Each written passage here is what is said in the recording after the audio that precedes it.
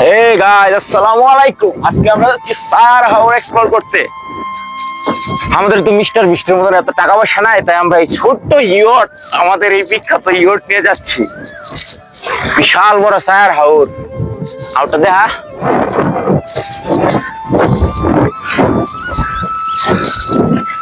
এটা হলো বাংলাদেশের 3 নম্বর হাওর। এই হাওরের মধ্যে আমরা প্রত্যেক বছর ধান ক্ষেত লাগাই, প্রচুর পরিমাণ ধান হয়। আর আপনারা তো সবাই জানেন এইবার বৃষ্টির পানিতে আমাদের হাওরের প্রচুর পরিমাণে ক্ষয়ক্ষতি হয়েছে। হ্যাঁ, অনেক কষ্ট হইতেছে, কিন্তু গাইস আপনাদেরকে খুশি করার জন্য গাইস দেখতো তো তামসা। যাক, কোনো ব্যাপার না। আসলে কোনো কাজই ছোট না, বুঝছেন, সবকিছুই সমান।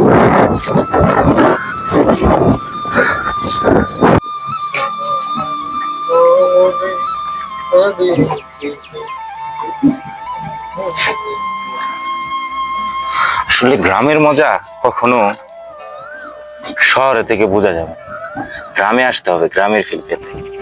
দেখুন কত পানি থুই থুই থুই থুই করতেছে। তাই শহরের ভাইদেরকে আমন্ত্রণ রইল আমাদের গ্রামে, আসবেন সবাই, ঘুরে যাবেন।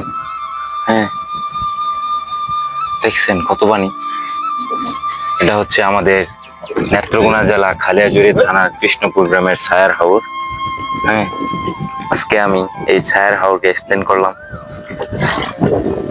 তো সো গাইস, আসলে আমি নতুন ব্লগার, তো তাই ওই রকম গুছিয়ে কথা বলতে পারি না, তবে চেষ্টা করব ইনশাল্লাহ। আপনারা আমাকে সহযোগিতা করবেন এবং ভুল ত্রুটিগুলো ধরিয়ে দিবেন। আমার বন্ধু জুবাইর, দুইজন মিলে নাও নিয়ে আসলাম।